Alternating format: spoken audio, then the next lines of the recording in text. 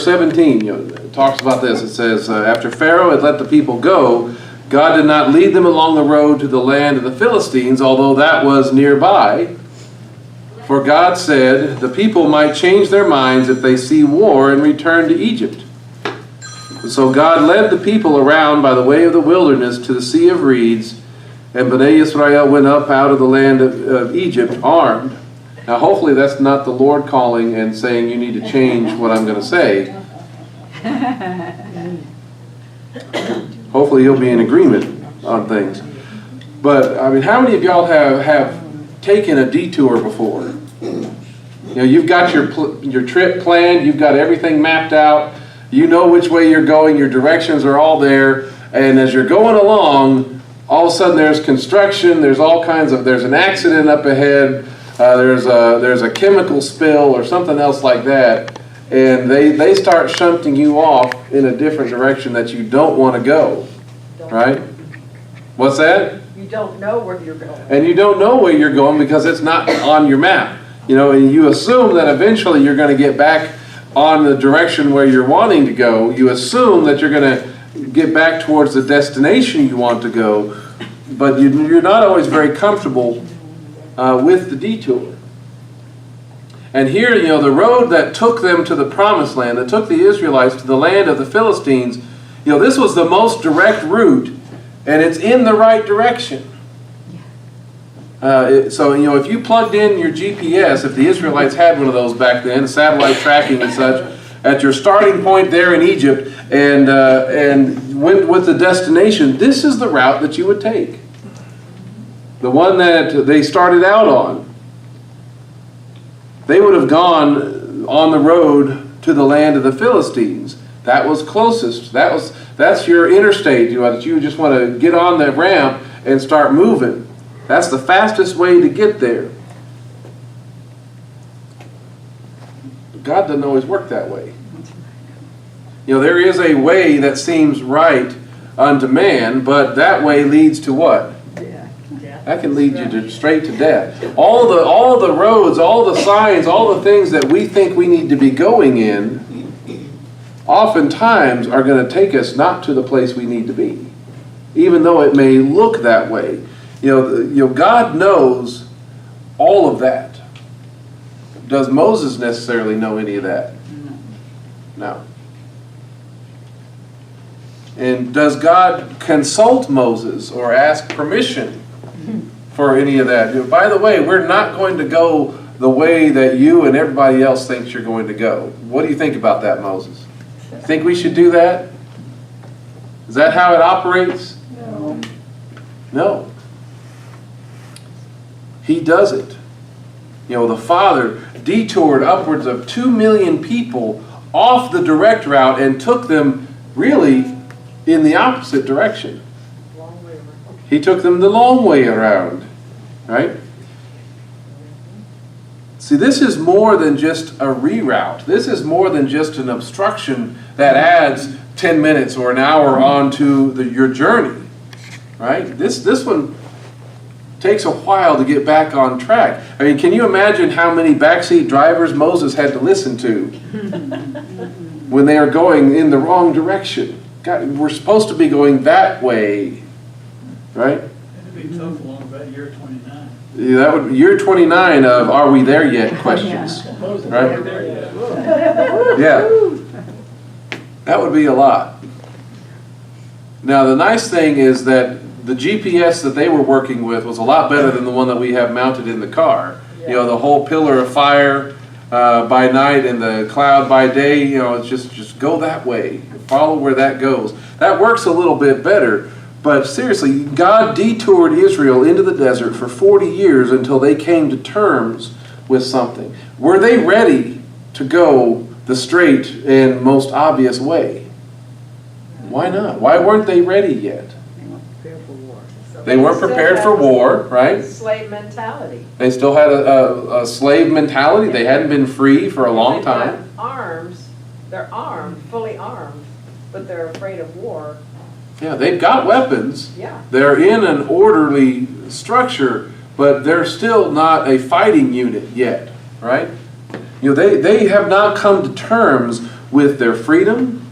They've not come to terms with really who they are and who they're supposed to be yet. Their identity hasn't been established in their mind yet. They were not ready for battle.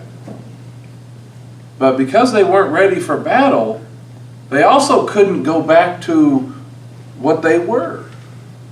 That was the temptation. They might change their minds if they see war and try to go back. Right? That doesn't work either. They couldn't go forward in that direction, but they couldn't go back either. They couldn't go forward into their purpose until what happened?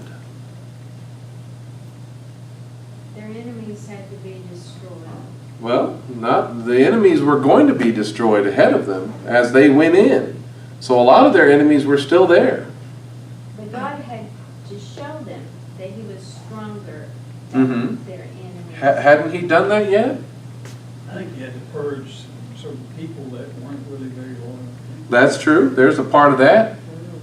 But until they learned to live together as His people, until they learned together who they are, who they really are, and who they really serve, until they came to understand that, until they came to understand that they were not two separate people, not different tribes, not all these different things, until they learned they were one people, they could not go forward into the promise, right? That the mixed multitude had people they all came out with them, right? They had different cultures, maybe different languages, different beliefs, some of these types of things, and they were not one people when they started out. And this mixed multitude, all those people, some of them probably picked it up pretty quick, don't you think? Some probably returned to Egypt. Some might have gone back, but some people who stayed, it might have taken them longer. How many of us, everything changed for you in an instant? Or did it take a while? Now some people, in coming to this understanding of things and coming to this way of life, right? Some of us made a quick change. Some of us took a little while longer, right? It was 10 years for us, really, and He was preparing us, He was leading us and directing us. But if you would have come at the beginning and said you have to do everything that where we're at now, if you said you have to start all of that today, what would we have been like? I don't think so, right? We adapt to this new way of life. We adapt to this new identity at different paces, and we can't begrudge one another, right? This is one of our challenges that we have, that we can't begrudge those that aren't moving maybe as fast as we hope or think they should. We have to get onto that. We have to be careful about that. Because there were, some had lives some of them had lives that were not that different from the Israelites. They were other enslaved people groups, so they could probably adapt to some things pretty quickly. While others, they may have come out of Egypt, the Egyptians themselves, some of the upper class. You remember there were those people that had, when they were told to bring in their cattle and all their servants from the fields, otherwise they're going to be struck down dead. A lot of them didn't listen, but there were some that did. Those would be the types of people that probably went out with them. But they were used to that upper class stuff. Those were maybe some of the priests who had seen their gods all defeated. Now when you hear some of the tradition and things like that, so it's these mixed multitude. A lot of people like to say the tradition that the troublemakers, the grumblers, were the ones that were of the mixed multitude. But there's something to notice about this. See, after that one verse where it talks about the mixed multitude going out with them, they're never mentioned again as a separate group. It's only the children of Israel, Bnei Israel. The children of Israel are the ones who are afraid. The children of Israel are the ones who are grumbling against Moses. Children of Israel are the ones who go out and gather on the Sabbath. All of this continues, and it continues even after Mount Sinai. Some of the trouble even came from Moses' own family, right? Miriam and Aaron. It'd be nice if you could dismiss it and push it off as as to let ourselves off the hook kind of a thing, to say it was just the mixed multitude who were causing the problem, that it's just the new people who just got here, they're the problem, right? We who've been doing this for a good while, we've got it all figured out. It's the new people who are the trouble. See, a little revisionist history so we can forget what we were like when we got started and how much we ourselves have resisted the instruction of God and how patient He has been excuse me, with us. That tendency to make it about the tradition to make it about the mixed multitude, we still do that. Because it lets us off the hook. It started with Adam. Yeah, it You did. gave her to me, she's so. Yeah. I was going to say in Israel today, an Orthodox will tell a Reform, you're not a Jew. The Jew will tell the Reform will tell the Messianic, you're not a Jew. They're so mixed now that it's just, I mean, it'll take the Lord coming back to fix it. Mm-hmm. And they have to go out of the land to marry if they're not Orthodox because their marriages won't even be approved. Yeah, that's So imagine when Hebrew roots comes. We may know the Shema, but they ain't going to let us in. not by the rules that they're playing with now. Exactly. So again, are there greater things that are yet to come? Yes, Yes. if they accept Yeshua, they'll fit us differently. Yeah. And there are going to be some changes made to how those who receive Him are treated. So a lot of those things, those are some of those greater things that are coming. And There's some slow changes. There are some slow changes. Slow changes. Even among the Messianic community are being more and more accepted, in more mainstreamed in the country, of course. But that tends to increase the hostility from the Orthodox or from those that are in the rule, the power places. They don't want there to be greater recognition, and so they're going to fight back even harder about that. So here they are. They are called and described as one people. They're not ready to go out and face the battles that they have as one people yet. But it's the Lord who sees the path ahead, and He's the one who knows whether they were ready to face it or not. And so He knew they weren't ready, so He detours them. He detours these people. But here's the question. Did He detour them to the safer, easier path with fewer conflicts and fewer obstacles? Not a chance. No distraction. Now, He took them, the battles that they were going to fight, the path that they were going to take. You know, the Philistines and the way that would have been the way of war, they could understand that. That's a tangible, that's something you can meet. At least I know what I'm up against if I go that way, right? But it's not hard to argue. Now here God, He knows that if they go this way, that they might be tempted to go back. But it's not hard to argue that the way that God detours them into is not just a longer path, but a more difficult path, a more dangerous path, and it's a path that you don't have the option of going back. This is the only way you can go. The only way you can go is forward.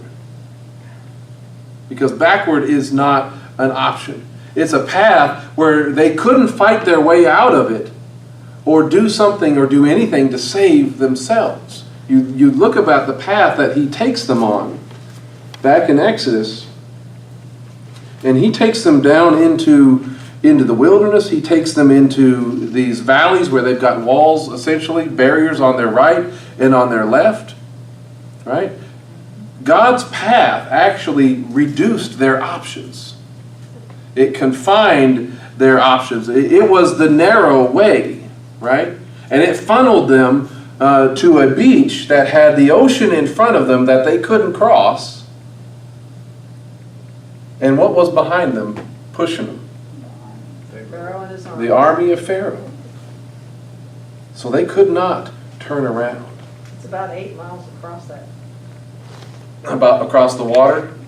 So Yeah. it's not There was no way that they had it within themselves. It's not like they were able to plan ahead and say, hey, maybe we can hire some ships to meet us there on the beach and they can ferry us across. They didn't know where they were going when they got there. Now, think about this. If you had somebody, a lot of people who like to take those vacations, those overseas trips and things like that, you might hire somebody who is your trip planner. I don't even know what they call those people. But the ones who make all the arrangements, the ones who get all the tickets and all that organized, right? If God was your trip planner for the Israelites, do you think they would fire him? Right? If your goal was to get from where you are to your destination, shortest amount of time in the easiest way, he would be fired. All right? Because his agenda is not the same. His purpose is not the same. If he was a military tactician, would he be reassigned? I don't want you going that way because there's going to be fighting and conflict, so I'm going to take you a different way, and you're going to be cornered with no way of escape. Now, as a tactician, that's crazy. You wouldn't do anything like that. But God has a different perspective. He has a different agenda. We cannot know. This is something for us. You don't know how God has detoured your life in order to avoid greater or demoralizing battles where you might be tempted to give up on all this stuff and go back home. And he has maybe detoured us away from battles that would be so bad that going backwards looks better. And there's a couple ways that this manifests for us. This manifests two ways in our world today, in this Messianic Hebraic perspective, Torah observant stuff, because this can be a difficult way of life, can't it? We are tempted in many ways to keep our mouths shut, to go along, to get along kind of a thing, it's not always fun to be at odds with the way everybody else is doing things, is it? To be told that you're wrong, to be told everybody and society and the church, it's not fun to be in that situation. There are some battles that you're just, man, I'm tired of it. How many of y'all know people that have gone through that, experienced that? Right? Of course, the other side of there's another way that this does it, is that there's so much fighting within this movement itself. Oh, yeah. Right? Names, calendars, pagans, foods, whether even they're hot or cold on the Sabbath. It's no better than what we left sometimes. Wherever you find true believers, the enemy is going to come. The enemy's going to be there. So both of those situations, whether if you're tired of being always the one that's in opposition, or all of the arguing that's going on, both of us are like, I'm just sick of all the fighting. Right? We could be tempted to cut and run or disconnect. What we see some that disconnect from every fellowship and say, I don't want to go with anybody. So isn't it better to wait and be like a Deborah and wait till a crisis happens and people are saying, what now? And then you say, I'm ready, because she stayed in the Word and she waited on the Lord to make the way. Well, that's the hard part, is in order to, we'll come to this a little bit later, but since not everybody is willing to take the detour that the Lord is opening up for us, He makes us uncomfortable until we're willing to take it. That's the unexpected revival that we're talking about. When He begins to do something, He's going to, in order to get us to do it, a lot of times He has to put an army at our back to push us along. We don't always like that, but He'll do it, won't He? To get us to go forward with His purpose and his agenda. He he may detour our lives to the point, this is another way that it can manifest in us. He can detour our lives to the point that everyone who knows you thinks you're wandering around and have no clue what you're doing. Right? Isn't that how Pharaoh thought about the Israelites as they went out into the desert? And they're going in directions, and they're going into the valleys, and they're going in ways that don't make sense to Pharaoh. He's like, these people are completely lost. These people have no clue what they're doing. Right? You're just out there just winging it, or whatever else. And you've gone off the rails. So how many times have you been told, people think that you're crazy for going in this direction, right? That you've walked away from grace, or that you're trying to earn your salvation, right? Or that you're going back into bondage, right? Trying to live under two covenants. Trying to live under two covenants, yeah.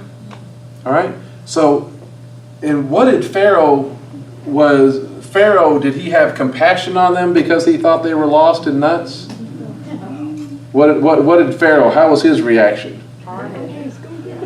Let's go get them. Right? Let's put an end to this. Let's finish them off. Because they're going in the wrong direction. When in reality, they were going in the right direction. But Pharaoh still thought they were nuts. All right? He may detour your life. This is a challenging thing. He may detour your life to lure those who are opposed to you into a trap where they are the ones that are ultimately defeated. Isn't that where things are really going? Doesn't Satan think that I've got this, and he gets boastful, he gets arrogant, he starts working harder, working faster, thinking that he's accomplishing his goal, when in reality, he's done. He thought he was winning a victory at the cross, didn't he? And yet that was his defeat. So he may detour our lives to lure those opposed to you in a trap. And it's for a reason, so that the Egyptians, your enemies, will know that he is Adonai. He is the Lord. Yahweh is a warrior. The Lord is his name. He is the one who fights for his people, where he has been glorified over them. That's in chapter 14, verse 18, where it says, then the Egyptians will know. I don't know if I have that one. No, I don't. Where the Egyptians will know that I am Adonai when I have been glorified over Pharaoh, his chariots, and his horsemen. Now, the hard part is the Pharaoh, his chariots, and his horsemen, they learned the lesson about the glory of the Lord. And how long did they get to live with that? Not very.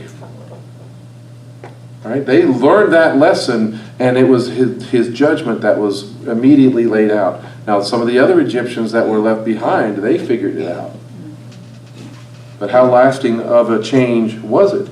He may detour your life to a place where, and this is a challenge for us, because there's times that I felt this way. He may detour your life to a place where you believe you are trapped and you have no way out. How in the world did I get here? What am I going to do now? Lord, I don't see any way forward in this direction that you have me going. Because the Israelites, they were funneled in through this canyon down to the beach. They had the army pressing them on, and they had this large ocean right in front of them. And they're like, man, where are we going? Whose idea was it to come here? And yet they were totally desperate. And they felt like they were about to be slaughtered. And for that reason, the Lord will purposely take us to that place sometimes. Look at chapter 14, verse 13. He says, Moses said to the people, don't be afraid, stand still and see the salvation of the Lord, of Adonai, which he will perform for you today. He'll take us there to those places so you and I can learn what it means, so that we will not be afraid, that we will stand still and see his Yeshua.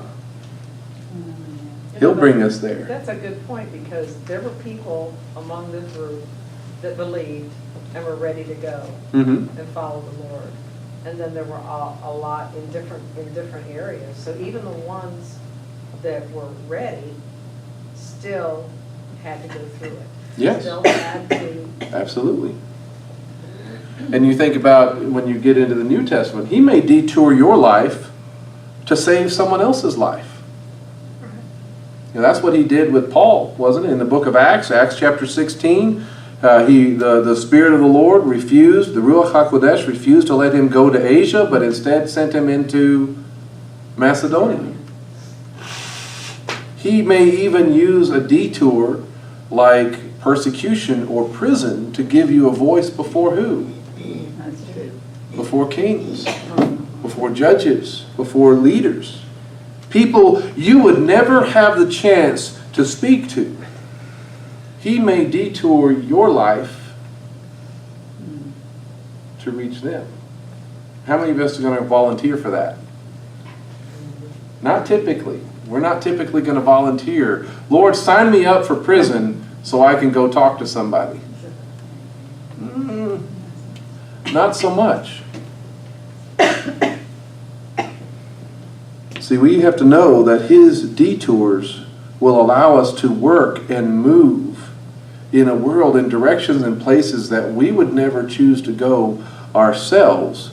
And sometimes he detours us and allows us to live by a different set of rules that the world is working on. He'll be leading and providing everything that we need along the way. That's this Genesis 13. It says, the Lord, Adonai, went before them in a pillar of cloud by day to lead the way, and in a pillar of fire by night to give them light. And what was the reason for that? They could travel. So they could travel both by both day and night. The pillar of cloud by day and the pillar of fire by night never departed from the people. Who else could do that? Could anybody else travel by night? A group of 2 million people, military units and everything else like that? Could they really comfortably travel effectively by night? No, they didn't even have that option. And yet the Israelites could do it. They had an advantage that nobody else had. And even though it might have felt like they felt abandoned, like God had, Lord, why are you taking us here? Did the column ever depart from them? No. He was there with them all along the way. They had that option. They were able to travel both day and night. Pharaoh couldn't do that. It's like if you go into the big city, it's like getting to travel in the carpool lane. Anybody like that? The HOV, the high occupancy vehicle lane. Y'all like those? You like those? Yeah, everybody else is in traffic and they're just, they're going 5 or 10 miles an hour, stopping every so often. And you see those guys in the HOV lane and they're just like, shoom, shoom, shoom. They're flying by. All right? That's the Israelites here. They're in the HOV lane. And I'm trying to still work up what that means in the Bible. HOV, let's see. The higher occupied vehicle or something? I don't know. I don't think vehicle would fit. I don't know either. But they're heavenly occupied vessel. Yeah, there you go. Or heavenly velocity or something else like that. We need something for the O in there. But so they are in this different pattern. Things were working less. It's like where the traffic speeds are different for you. The roads have less potholes and everything else to worry about. When everyone else is in darkness, you have light. That's ultimately what's going on here. And His Word is a lamp unto our feet and a light unto our path. That's got to be referring and considering this kind of situation. They had light by night where they could travel if they wanted to. You can see steps. You can make sense of things that other people cannot. that who don't have his Torah, who don't have his instructions. You can see things coming. You can see obstacles. You can see hazards that other people cannot see. Now, that's not a guarantee that you're going to have everything laid out for you, but you'll have more to guide you through those moments where they may think you're lost and you're really not, because you're on his path. You have more options available to you on his detours than the rest of the world. Your road may be narrower, even older, but isn't it better? Isn't the road that he wants to take us on, isn't that better? Yes? Well, Kathy Marquardt always says, and you know Kathy, Mm-hmm. that the Tanakh is the call and the instructions, and the Brit Hadashah is the explanation for the instructions. Mm-hmm.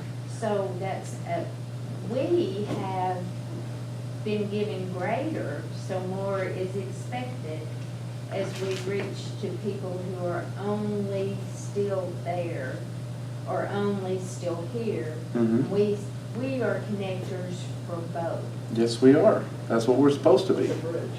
Right. You think about his road, this is Isaiah 35, y'all know this one. A highway will be there, a roadway, it'll be called the way of holiness.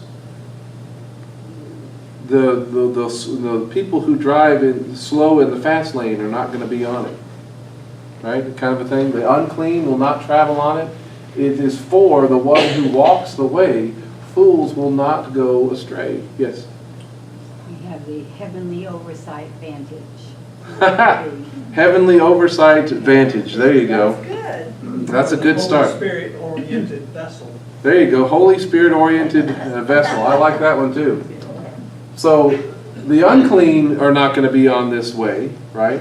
The ones who don't live this way, the ones who drive slow in the fast lane, but also the hazards. There will be no lion there. No ravenous beast will go up on it. They will not be found there, but the redeemed will walk there.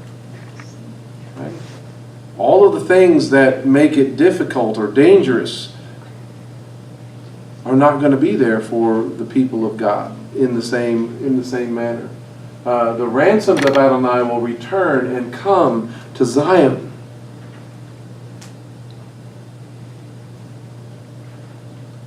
With singing, with everlasting joy upon their heads, they will obtain gladness and joy, and sorrow and sighing will flee away. That's the kind of path that he has for us.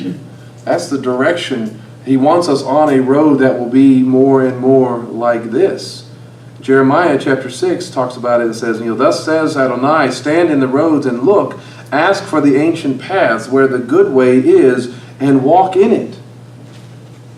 Then you will find rest for your souls. Then you'll find that Shabbat. Then you'll find all of those things. Sabbath is a part of that rest, isn't it? Built into the system. It's what it's supposed to be. The comes when we say, as this verse finishes, it says, stand in the roads and look, ask for the ancient paths where the good way is, and walk in it. Then you will find rest for your souls. But how does that verse finish? Y'all remember? But you would not. We won't walk in it. It's a refusal to take the detour, to take the path that God has for it. What are we missing out on when we refuse to walk in the way that he has laid out for us? The next verse says, when the shofar sounds, the next one says, we won't listen. And are we not seeing that in our day? Where he is trying to give us a new way of life, a new way to walk and live. And so many of us, we've been taught we're not going to go there. We're not going to walk that way. We're going to refuse to do it. And how many times he is sounding the alarm. He's trying to wake up his people, trying to truly revive us, and we won't listen. We want revival, but we only want it to come on the terms that we know and believe and understand already, not in something new, not in something that we're not in control of. Yeah. Not something old.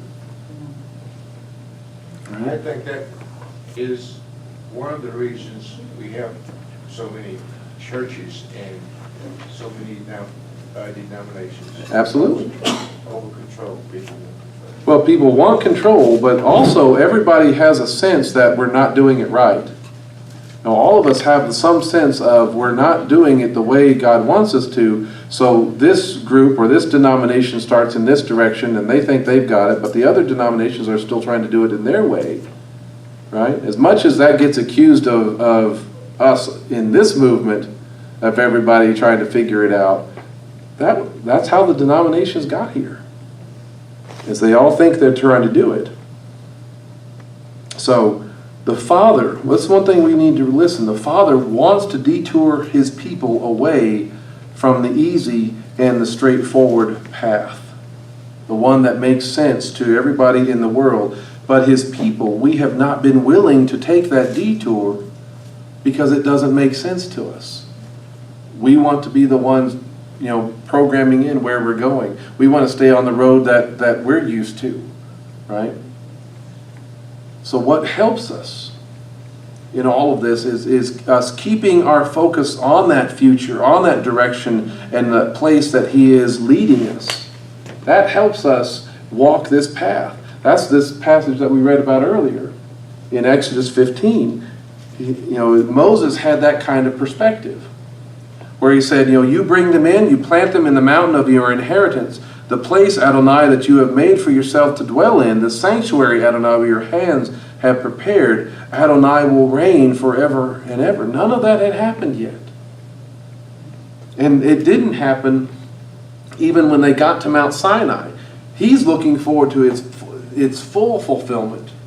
He is seeing that glimpse of the kingdom, because the mountains he's talking about is not Sinai, but Moriah. It's Jerusalem.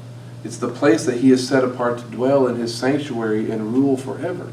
We need to keep our eyes on that goal, and what that will look like. Who we are supposed to be in that day, and the way of life that we are going to be governed by. Because what does the scripture say when we read in Isaiah and such, that Torah is what's going forth from Zion, as Yeshua is reigning and ruling. This is the instruction that he's going to give for everybody to live by. And what happens if we have that same attitude that the Jeremiah passage has, that says, well, we won't do it, we won't listen? What does Yeshua rule and reign with that makes that a difficult position to take? A rod of iron. Yep. So you're going to live this way because that's his rule. It's his authority to do so, even if you don't want to. Isn't it better to want to? Isn't it better to start learning those things even now? Yes? Is Paul, when he's talking about, we know he was 3.5 years with Yeshua in Sinai, Arabia. But Paul is saying not there, but Moriah.